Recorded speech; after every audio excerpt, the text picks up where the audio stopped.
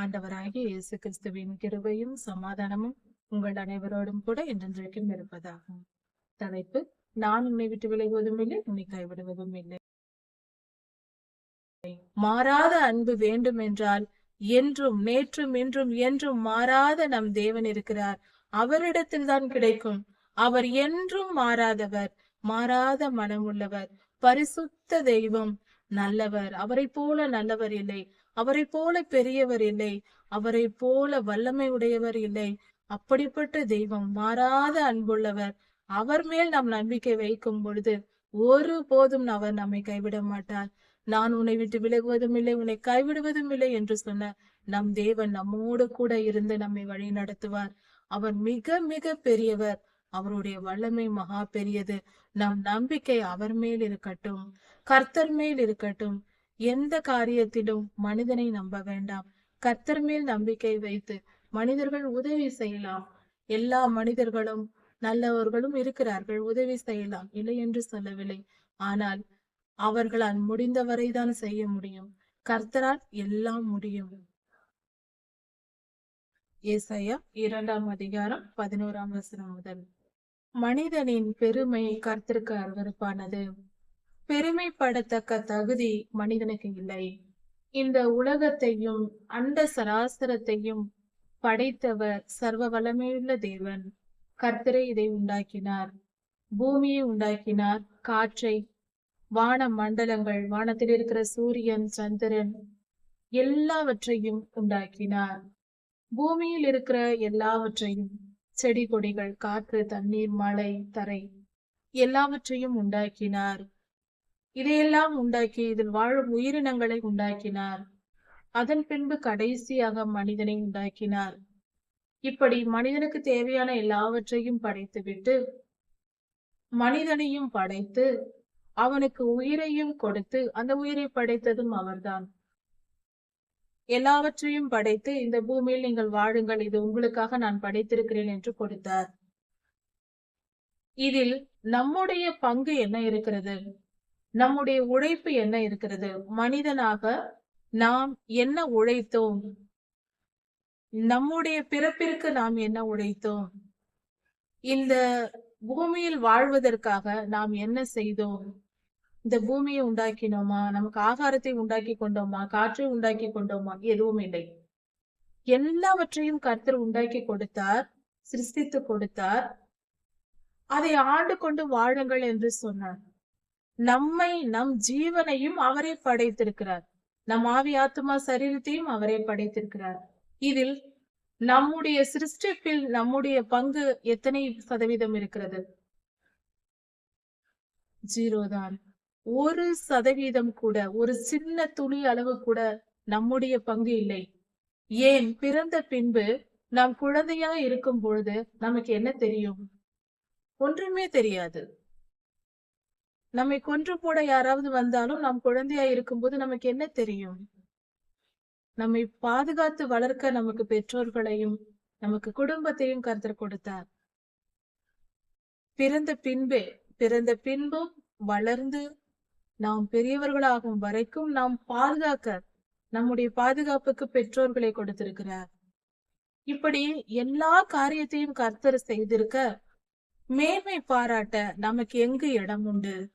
எதை வைத்து நாம் மேன்மை பாராட்டுகிறோம்? நான் இதை செய்தேன், அதை செய்தேன், இது என்னுடையது, என்னுடைய பங்கு, இது என் வாழ்க்கையில், இது என்னுடைய பங்கு என்று சொல்லும் அளவுக்கு நாம் என்ன செய்கிறோம்? என்ன சாதனை செய்திருக்கிறோம்?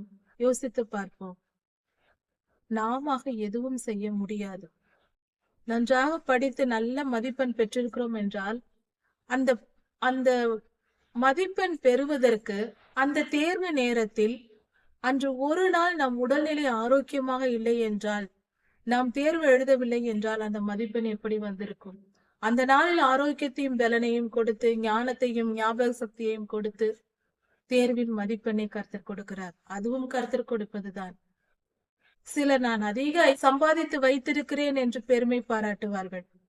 இதில் உங்களுடைய பங்கு என்ன இருக்கிறது? எல்லோரும் உழைக்கிறார்கள், எல்லோருக்கும் ஐஸ்வர்யம் சேர்வதில்லை. கடின உழைப்பாளிகள் எவ்வளவோ பேர் ஏழைகளாக இருக்கிறார்கள். கர்த்தர் யாருக்கு கொடுக்கிறாரோ அவர்கள் தான் செல்வந்தர்களாய் இருக்கிறார்கள். யோசித்து பார்ப்போம். நம்மை விட கடின உழைப்பாளிகள் எவ்வளவு பெரிய ஏழையா இருக்கிறார்கள்.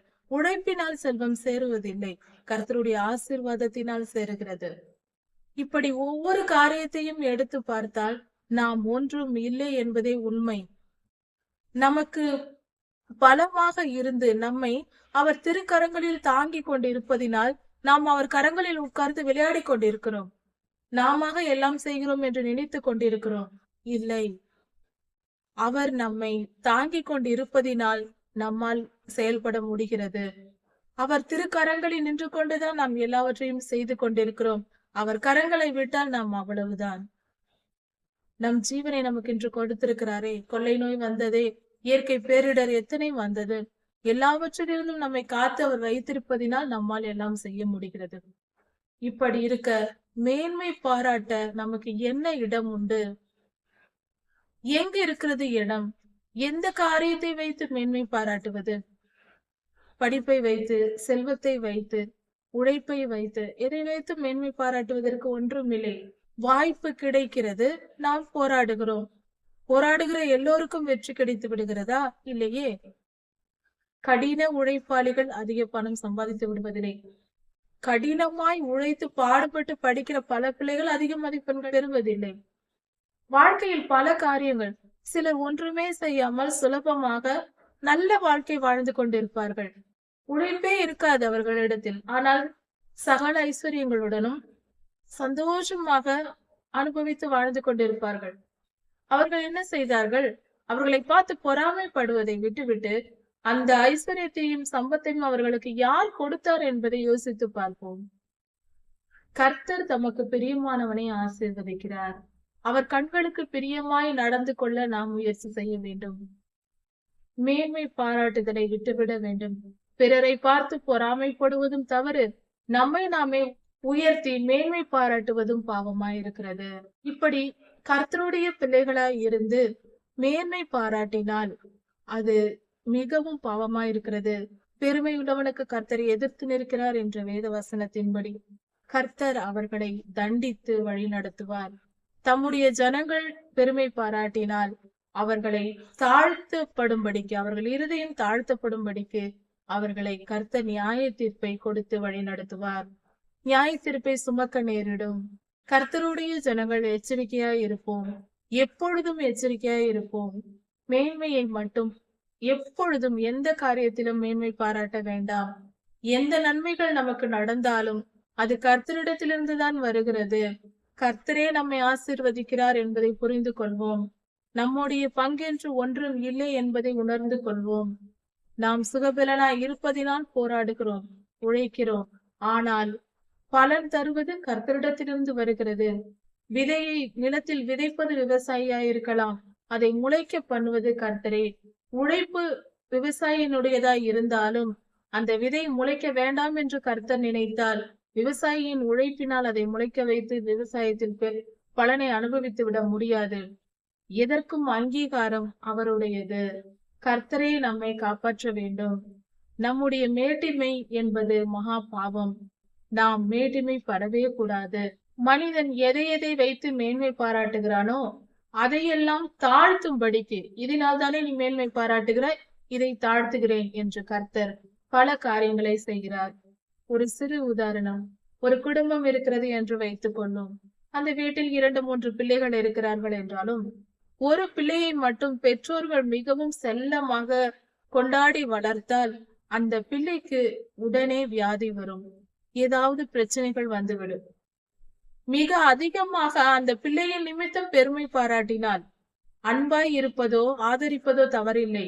அந்த பிள்ளையின் நிமித்தம் பெருமை பாராட்டுவது, என் மகன் இவன் ஆண் பிள்ளை என்று பெருமை பாராட்டுவது, அல்லது ஏதாவது ஒரு காரணத்தை வைத்து அந்த பிள்ளையை உயர்த்தி அந்த குடும்பத்தில் மிகப்பெரிய கொண்டாட்டம் செய்வது, இப்படி எல்லாம் செய்தால் கர்த்தர் அதை அருவருக்கிறார். இது தவறு. எந்த விஷயத்திலும் யாரையும் மிகவும் உயர்த்தி விடக்கூடாது. நம்மிடத்தில் இருக்கிற எந்த காரியத்தை வைத்து நாம் மேன்மை பாராட்டுகிறோமோ அந்த காரியத்தினாலே நாம் அடிபடுவோம்.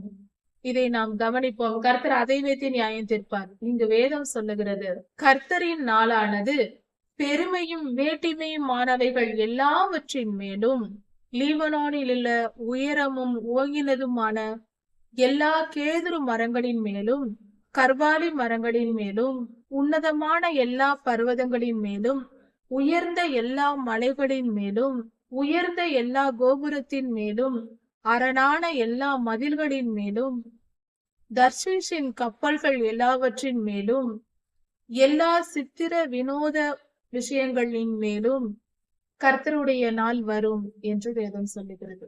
இதன் பொருள் என்ன?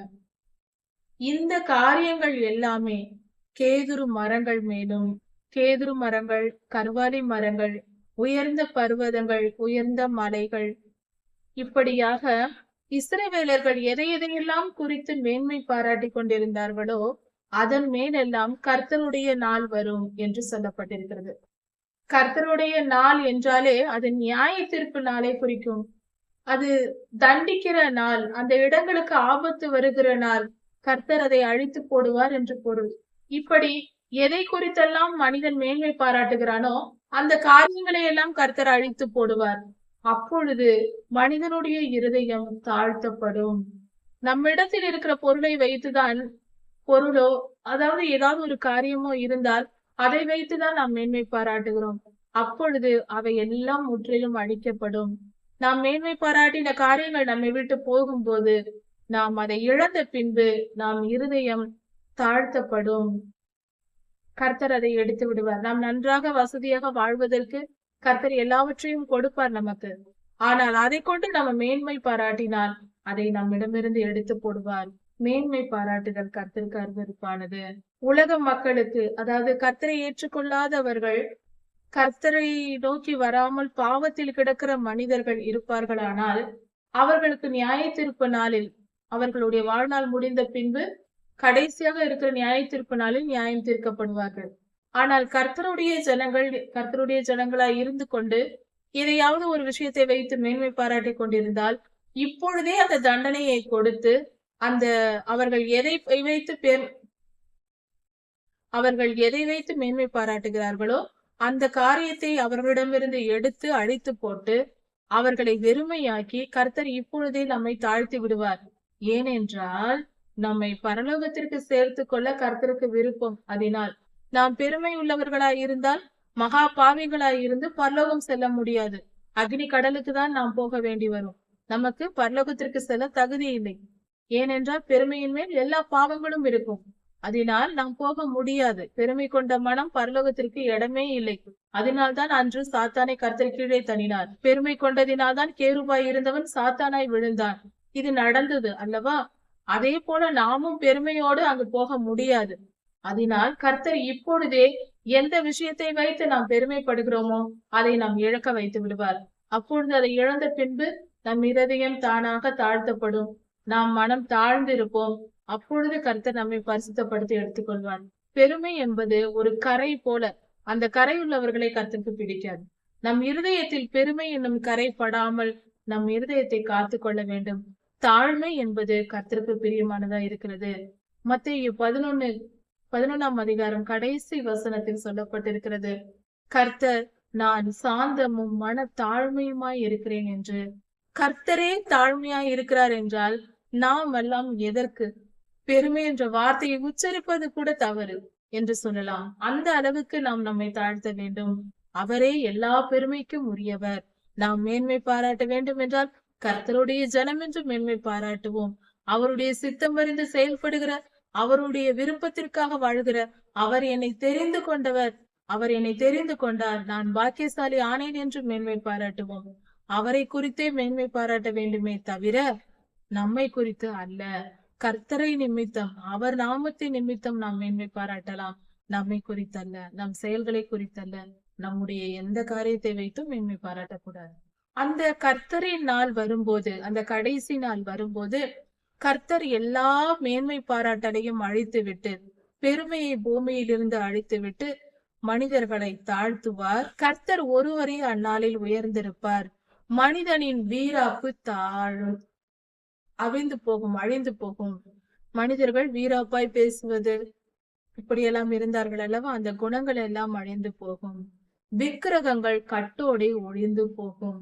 முழுமையாக விக்கிரகங்கள், உலகெங்கும் இருக்கிற எல்லா விக்கிரகங்களும் அழிந்து போகும். கர்த்தரே அதை அழித்து போடுவார் என்று சொல்லப்படுகிறது. இந்த கர்த்தருடைய நாள் என்று சொல்லப்படுவது கர்த்தருடைய நியாய தீர்ப்பு நாள். இந்த நியாய தீர்ப்பு நாள் என்பது எப்பொழுது வரும் என்றால், கர்த்தருடைய 2ஆம் வருகைக்கு பின்பு வரப்போகிறது. கர்த்தர் 2ஆம் வருகையில் வந்து சுத்திகரிப்பார், இந்த காரியங்களை எல்லாம் செய்வார். மனிதர்களுடைய மேன்மை பாராட்டுதலை எல்லாம் அழித்து போட்டு, விக்கிரகங்களை கட்டோடு ஒழித்து போட்டு பூமியை சுத்தம் பண்ணுவார். இப்படி கர்த்தர் இங்க சுத்திகரிக்க ஆரம்பிப்பார். அவர் எல்லா நியாய தீர்ப்பையும் கொடுக்கும் பொழுது ஜனங்கள் என்ன செய்வார்கள் என்றால், கர்த்தர் பூமியை தத்தளிக்க பண்ணுவார். ஜனங்கள் எல்லாம் சிதறி ஓடுவார்கள். எங்கு போய் ஒளிந்து கொள்வோம் கர்த்தருடைய நியாய தீர்ப்பு வந்தது என்று. அதாவது இது கர்த்தருடைய 2ஆம் வருகைக்கு முன்பே இந்த நாட்கள் தொடங்குகிறது. அதாவது நியாய தீர்ப்பு நாள், வெளிப்படுத்தலில் சொல்லப்பட்டிருக்கிற 7 முத்திரைகள் உடைக்கப்படும் நாள், 7 எக்காலங்கள் ஊதப்படும் நாள், 7 கோப கலசங்கள் ஊற்றப்படும் காலம், இப்படிப்பட்ட காலங்கள் எல்லாம் நிறைவேறி முடிய வேண்டும் அல்லவா? அந்த காலத்தில் நடக்கிற சம்பவங்களாய் இது கொடுக்கப்பட்டிருக்கிறது. இதெல்லாம் நடக்கும். மனிதரின் பெருமை தவிர்த்து போகும். அதாவது வெளிப்படுத்தல் புத்தகத்தில் சொல்லப்பட்டிருக்கிற இந்த நியாய தீர்ப்புகளின் சுருக்கம் என்று கூட இந்த வேத பகுதியை சொல்லலாம். கர்த்தருடைய நாள் என்றே இந்த வார்த்தையும் சொல்லப்பட்டிருக்கிறது. அப்படியானால் கர்த்தருடைய நாள் என்று சொல்லும் பொழுது மனிதர்களின் பெருமைக்குரிய காரியங்கள் அழிக்கப்படும், விக்கிரகங்கள் கட்டோடே ஒழிந்து போகும், மனிதனின் மனம் தாழ்த்தப்படும், வீராப்பு தனியும். மிகப்பெரிய மனிதர்கள் என்று டெக்னாலஜி வளர்ச்சி என்று தலை நிமிர்ந்து கொள்கிறார்கள். டெக்னாலஜி எல்லாவற்றையும் ஒழித்து போடுவார் கர்த்தர். இப்படி ஒவ்வொரு காரியத்தையும், எதை குறித்தெல்லாம் நாம் மேன்மை பாராட்டி கொண்டிருக்கிறோமோ மனித இனம், அதை எல்லாவற்றையும் அழித்து போட்டு மனிதனின் இருதயத்தை கர்த்தர் தாழ்த்துவார். அப்படி மிகப்பெரிய அழிவு இந்த பூமிக்கு வரும் பொழுது, கர்த்தருடைய கோபத்தின் நிமித்தம் பூமியில் பல பாதிப்புகள் வரும் பொழுது ஜனங்கள் எல்லாம் ஓடி ஒளிந்து கொள்வார்கள். அதாவது கர்த்தரின் கோபம் இயற்கை சீற்றங்கள் மூலமாக வெளிப்படும். வானத்திலிருந்து வருகிற சூரிய புயல் போன்றவை, புழுதி காற்று, சூறாவளி காற்று, புயல் போன்ற காரியங்களினால் கர்த்தருடைய கோபம் பூமிக்கு வரும். எல்லோரும் ஓடி ஒளிந்து கொள்வோம். நிலநடுக்கம் போன்ற காரியங்கள், இயற்கை சீற்றங்கள், சுனாமி போன்றவை, இவையெல்லாம் பூமியை தத்தளிக்க பண்ணும். இப்படியெல்லாம் வரும்பொழுது குகைகளில் எல்லாம் ஓடி போய் ஒளிந்து கொள்ளலாம் என்று ஜனங்கள் ஒளிந்து கொள்ள தொடங்குவார்கள். அப்படிப்பட்ட நிலை வரும். கர்த்தருடைய கோபத்தின் நிமித்தம் இதெல்லாம் நடக்கும். அப்பொழுது மனிதன் தான் தொழுது கொள்வதற்காக, தான் தெய்வமாய் வணங்குவதற்காக தனக்குத்தானே செய்து வைத்து கொண்ட தெய்வங்களை, மனிதன் தானாக தனக்கு தெய்வங்களை உண்டாக்கி வைத்திருப்பான். அந்த தெய்வங்களை எல்லாம் மனிதனை படைத்த மனிதனே தூக்கி எறிந்து விடுவான். நான் கண்மலைகளில், வெடிப்புகளில், மலைகளில் ஓடி போய் ஒளிந்து கொள்ள தொடங்கும் பொழுது வைத்தவனே தானே தன் கையால் எடுத்து அந்த வெள்ளி விக்கிரகங்களையும் தங்க விக்கிரகங்களையும் தூக்கி எறிந்து போட்டு அவன் போய் ஒளிந்து கொண்டு தன்னை பாதுகாத்து கொள்ள அந்த சிலைகளை எல்லாம் தூக்கி எறிந்து விடுவான் என்று வேதம் சொல்லுகிறது. இப்படிப்பட்ட சம்பவங்கள் எதிர்காலத்தில் நடக்கும். எலி போன்ற சொரூபங்களை எல்லாம் செய்து வைத்திருப்பார்களாம், அதையெல்லாம் தூக்கி எறிந்து விடுவார்களாம். நாசியில் சுவாசமுள்ள மனிதனை நம்புவதை விட்டு விடுங்கள், எண்ணப்படுவதற்கு அவன் எம்மாத்திரம். நாசியில் சுவாசமுள்ள மனிதனை விட்டு விடுங்கள் என்றால் நம்பாதிருங்கள் என்றால் என்ன பொருள்? மனிதர்கள் மேல் நாம் நம்பிக்கை வைக்க கூடாது. எந்த காரியத்திலும் நமக்கு உடல்நிலை சரியில்லை என்று மருத்துவரை நாடி போனால் முழுவதுமாக மருத்துவரையே நம்ப கூடாது. மருத்துவர் மருத்துவம் செய்வார், நம்பலாம், தவறில்லை, அவர் நமக்கு நன்மையே செய்கிறார். என்றாலும் அவர் கொடுக்கும் மருந்துகளும் அவர்கள் செய்யும் வைத்தியமும் நமக்கு செயல்பட வேண்டும் என்றால் அது கர்த்தருடைய அனுமதியினால் தான் முடியும். நாம் நன்றாயிருக்க வேண்டும் என்றாலும், நாம் இன்று நம் உயிரை விட வேண்டும் என்றாலும் அதை முடிவு செய்வது கர்த்தரே. அதை புரிந்து கொண்டு நடக்க வேண்டும். நம் விருப்பப்படி நாம் நினைக்க கூடாது. எந்தவித மனிதர்கள் மேலும் நம்பிக்கை வைத்து அடையக்கூடாது.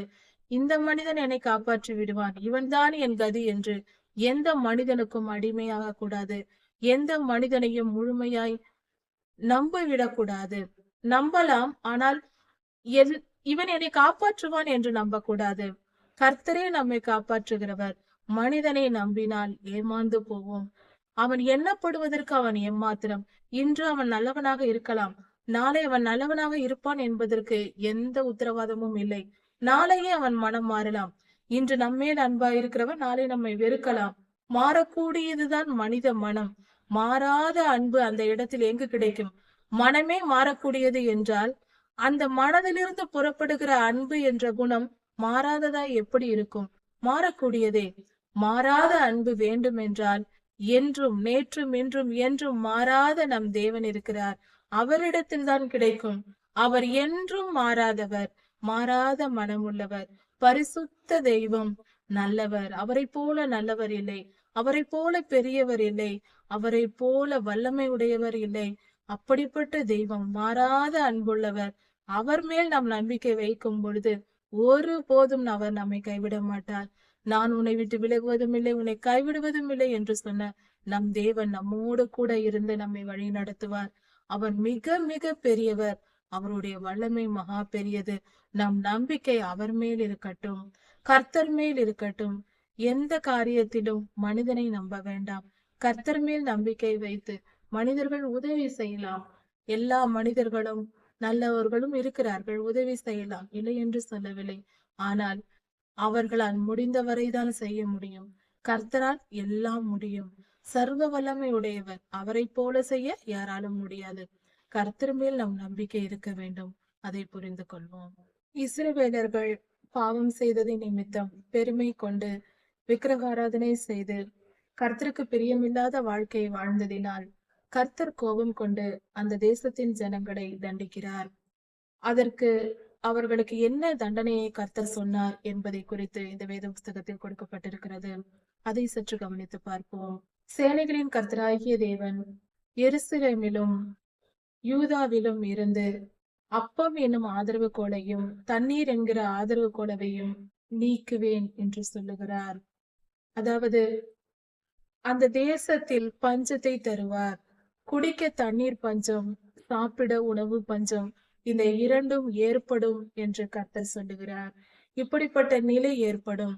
கர்த்தருக்கு விரோதமான பெருமை கொண்டால், நமக்கு ஆகாரத்தை படைத்து கொடுத்தவர் கர்த்தர் என்பதை நினைக்காமல் ஆகார திரட்சியினால் நாம் பெருமை கொண்டு அலைந்தால் அந்த ஆகாரம் நமக்கு கிடைக்காமல் போகும்.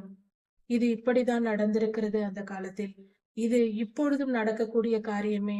நாம் மேன்மை பாராட்டினால், செல்வ செழிப்பினால் மேன்மை பாராட்டினால் சாப்பிடும் உணவுக்கும் தண்ணீருக்கும் பஞ்சம் உண்டாகும் என்பதை மறந்துவிட வேண்டாம்.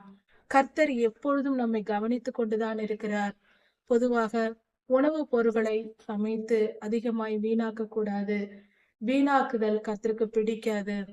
அதிகமாய் செய்வதும் வீணாக்குவதும் கர்த்தருக்கு பிடிக்காது.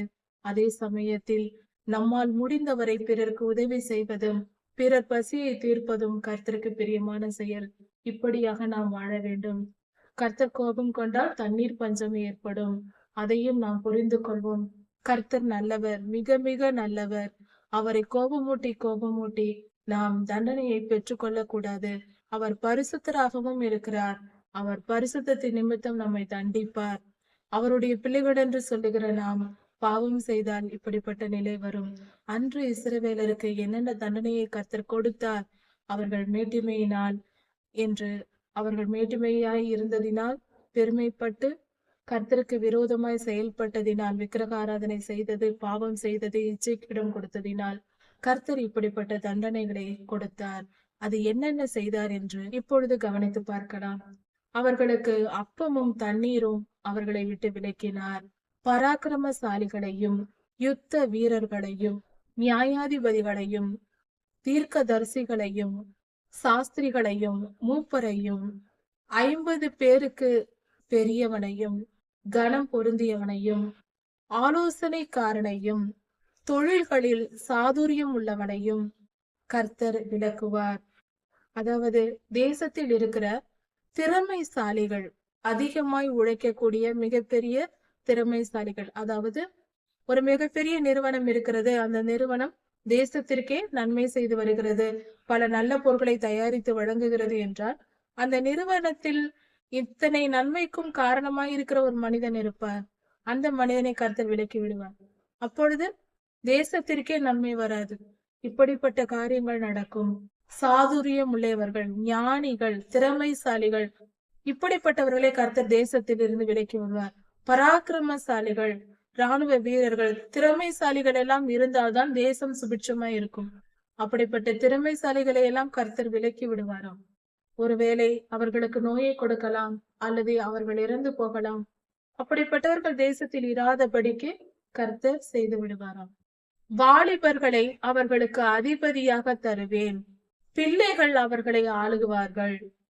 பிள்ளைகளாய் இருப்பவர்கள் ராஜாவாக வந்து ஆளுவார்கள். வயதில்லை, அனுபவம் இல்லை. அப்படிப்பட்ட சிறு பிள்ளைகள் வந்து தேசத்தை ஆண்டால் எப்படி இருக்கும்? அது மிகவும் கடினமாய் இருக்கும் அல்லவா? அப்படிதான் வாலிபர்கள் ஆளுகை செய்வார்களாம். இப்படிப்பட்ட சூழ்நிலையை கர்த்தர் ஏற்படுத்துவார். ஜனங்கள் ஒடுக்கப்படுவார்கள், ஒருவருக்கொருவர் ஒடுக்கப்படுவார்கள், ஒருவருக்கொருவர் விரோதமாய் இருப்பார்கள். ஒருவன் தன் அயலானுக்கு விரோதமாய் இருப்பான். ஒருவருக்கொருவர் முகம் பார்க்கிற, தினமும் பார்க்கிற ஒருவருக்கொருவர் எதிரியாய் மாறி போவார்கள். எங்கும் விரோதம் இருக்கும், ஒற்றுமை இருக்காது, அன்பு இருக்காது. தேசத்தின் ஜனங்கள் மிகவும் ஏழை எளியவர்கள் ஒடுக்கப்படுவார்கள். வாலிபனாய் இருக்கிறவன் முதிர் வயதுள்ளவனுக்கு தீங்கு செய்வான். கீழ் மக்கள், ஏழையாய் இருக்கிறவன் மிகப்பெரிய பணக்காரனுக்கு கெடுதல் செய்வான். இப்படிப்பட்ட காரியங்களும் நடக்கும்.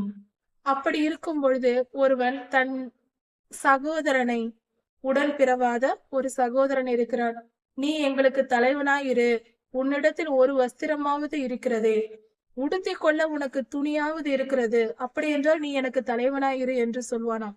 அப்படி என்றால் எப்படிப்பட்ட தரித்திரமான நிலை இருந்திருக்கிறது! உடுத்தி கொள்ள ஒரு துணி இருந்தால் அவன் பணக்காரனாம். அப்படி என்றால் அவர்களுடைய நிலை எவ்வளவு மோசமாய் இருந்திருக்கிறது! அப்படிப்பட்ட சூழ்நிலை, பஞ்சம், தரித்திரத்தினால் தேசம் நிரம்பி இருந்திருக்கிறது. அப்படி அந்த சகோதரன் கேட்கும் பொழுது இவன் சொல்லுவானாம், என் வீட்டில் அப்பமும் இல்லை, வஸ்திரமும் இல்லை, நான் யாருக்கு தலைவனாய் இருப்பது, எதற்கு தலைவனாய் இருப்பது, என்னை விட்டுவிடு, எனக்கு வேண்டாம் என்று சொல்வானாம். ஏனென்றால் எருசலேம் பாழாக்கப்பட்டது, யூதா விழுந்து போனது. அவர்களுடைய பேச்சும் அவர்களுடைய செயலும் கர்த்தருக்கு எரிச்சல் உண்டாக்கிற்று. கர்த்தருடைய மகிமையின் கண்களுக்கு எரிச்சல் உண்டாக்குகிற செயலாய் இருந்தது. அதாவது அவர்களுடைய செயல்கள் பாவம். அது மட்டுமல்ல, அவர்களுடைய நாவும் அப்படியே இருந்தது. கர்த்தருடைய கண்களுக்கு எரிச்சல் உண்டாக்கும் அளவுக்கு தான் அவர்களுடைய பேச்சும் இருந்திருக்கிறது. அவர்கள் பேசியதும் தவறாக பேசுவது, கர்த்தருக்கு விரோதமாக மேன்மை பாராட்டி பெருமை பேசிக்கொண்டு திரிவது, பெருமையாய் வாழ்வது மிகப்பெரிய அழிவுக்கு அடையாளம். அவர்களுடைய முக பார்வை அவர்களுக்கு விரோதமாய் சாட்சியிடும். அவர்களுடைய முகமே அவர்களுக்கு சொல்லும் அவர்கள் செய்வது எப்படிப்பட்ட பாவம் என்று. சோதோம் ஊராரை போல அவர்கள் தங்கள் பாவத்தை மறைக்காமல் வெளிப்படுத்தினார்கள். பாவம் என்பது கர்த்தர் அருவருக்கிற செயல். அதை, பாவத்தை பொதுவாய் ஜனங்கள் மறைப்பார்கள். அந்த பாவத்தை மறைக்காமல் கூட வெளிப்படுத்துவது என்பது பாவத்திற்கும் மேற்பட்ட உச்சக்கட்ட நிலை. அது பெருமையாக சொல்லிக் கொள்வது, பாவம் செய்து அதை பெருமைப்படுத்திக் கொள்வது, வெளிப்படையாக பேசுவது, இது அதிலும் கேடுகட்ட பாவமா இருக்கிறது. உச்சக்கட்ட மிக மிக மிக கர்த்தர் அருவருக்கிற ஒரு காரியமா இருக்கிறது. பாவத்திலும் மிகப்பெரிய கேடு ஒரு அருவருப்பு.